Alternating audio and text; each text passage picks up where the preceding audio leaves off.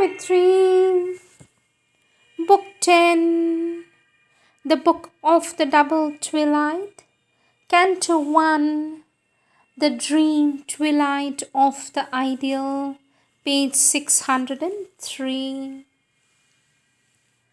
But nothing there was fixed or stayed for long. No mortal feet could rest upon that soil. No breath of life lingered embodied there. In that fine chaos, joy fled, dancing past, and beauty evaded settled line and form, and hid its sense in mysteries of hue. Yet gladness ever repeated the same notes and gave the sense of an enduring world. There was a strange consistency of shapes, and the same thoughts were constant passers by, and all renewed unendingly its charm, alluring ever the expectant heart, like music that one always waits to hear, like the recurrence of a haunting rhyme. One touched incessantly things never ceased, a skirt of worlds invisibly divine. As if a trail of disappearing stars, they showered upon the floating atmosphere colors and lights and evanescent gleams that called to follow into a magic heaven, and in each cry that fainted on the ear, there was the voice of an unrealized bliss.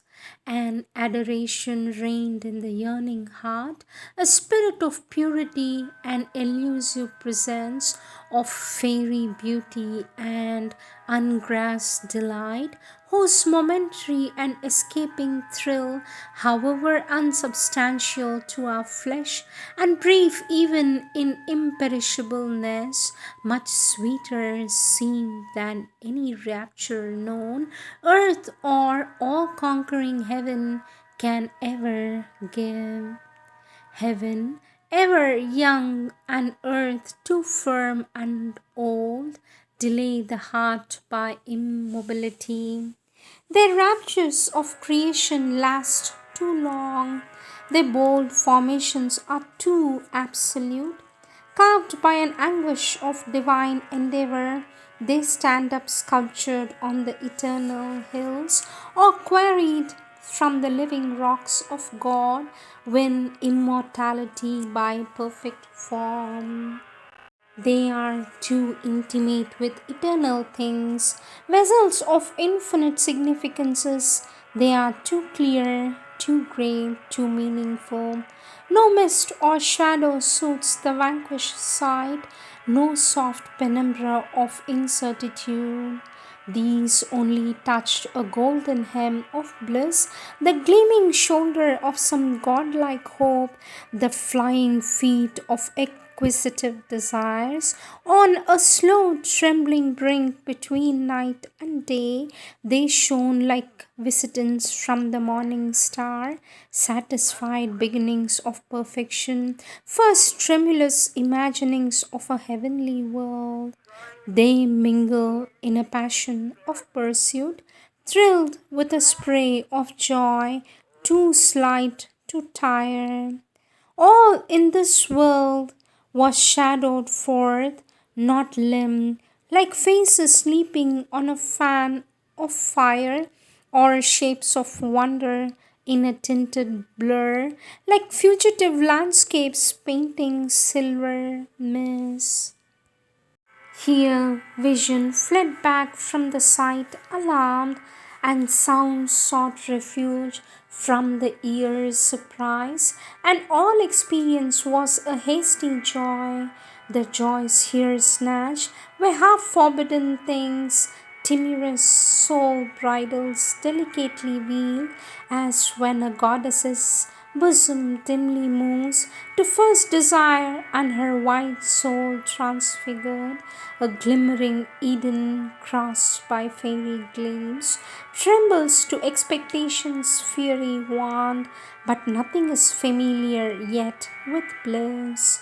All things in this fair realm were heavenly strange, in a fleeting gladness of untired delight, in an insistency of magic change.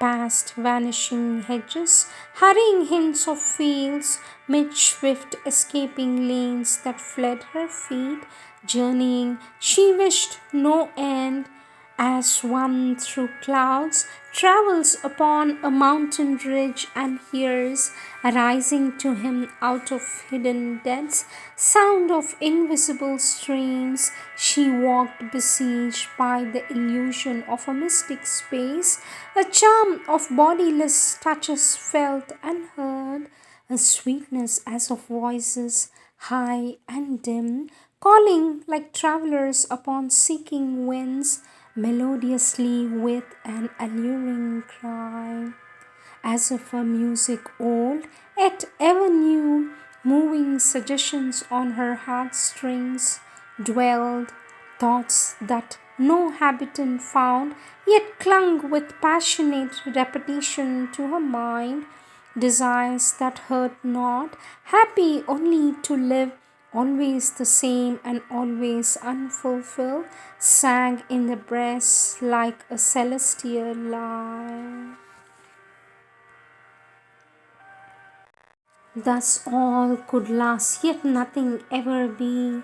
In this beauty as of mind, made visible, dressed in its rays of wonder, Satyavan before her seemed the center of its charm, head of her loveliness of longing dreams, and captain of the fancies of her soul.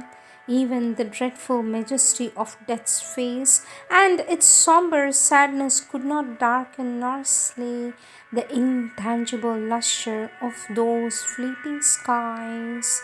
The somber shadows, sullen, implacable, made beauty and laughter more imperative. Enhanced by his grey, joy grew more bright and dear.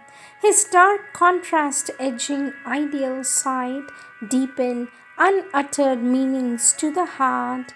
Pain grew a trembling undertone of bliss and transience immortality's floating hem.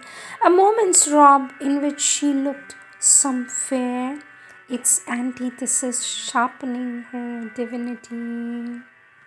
A comrade of the ray and mist and flame, by a moon bright face, a brilliant moment drawn, almost she seemed a thought mid floating thoughts, seen hardly by a visionary mind, amid the white inward musings of the soul, half vanquished by the dream happiness around. Awhile she moved on, an enchantment soil, but still remained possessor of her soul. Above, her spirit in its mighty trance saw all, but lived for its transcendent task, immutable like a fixed eternal star. End of Canto 1.